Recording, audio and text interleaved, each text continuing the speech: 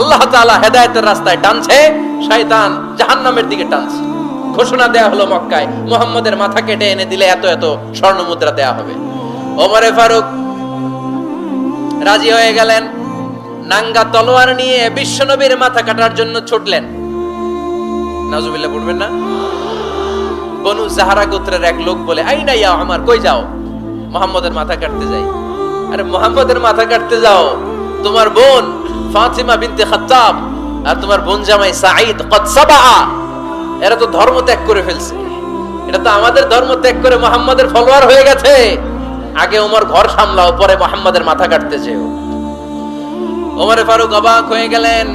তলোয়ার নিয়ে বিশ্বনবীর দিকে না যে নিজের বাড়ির দিকে চলে গেলেন।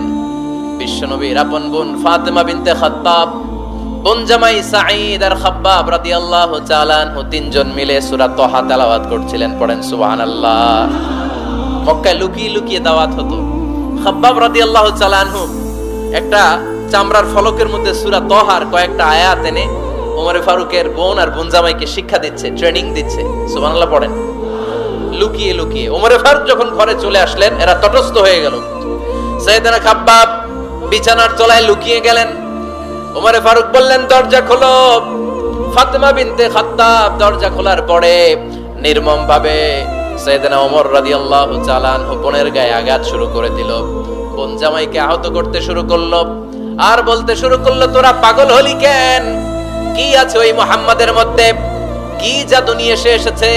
সে যাই বলে লোকজন পাগল হয়ে যায়, সবাই তার উপর কালিমা পড়ে ঈমান এনে ফেলে।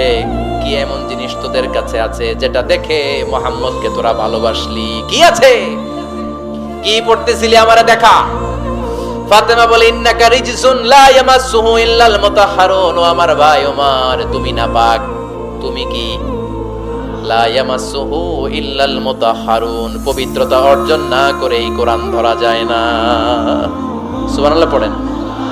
ওমর ফারুক গোসল করে আসলেন, কারণ ধাক্কা তো আগে কয়েকটা খাইছে। কথা বোঝেন নাই বোধহয়? প্রথমে দোয়ার ধাক্কা, পরে কোন সূরা দিয়ে ধাক্কা?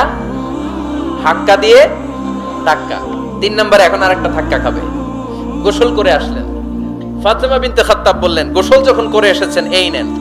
ওমর ফারুক এবার চামড়ার কাপড়ের মধ্যে সূরা তাহার প্রথম আয়াতের দিকে নজর করলেন।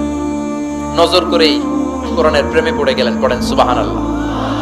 ওমর ফারুক পড়তে আরম্ভ করলেন, তাহা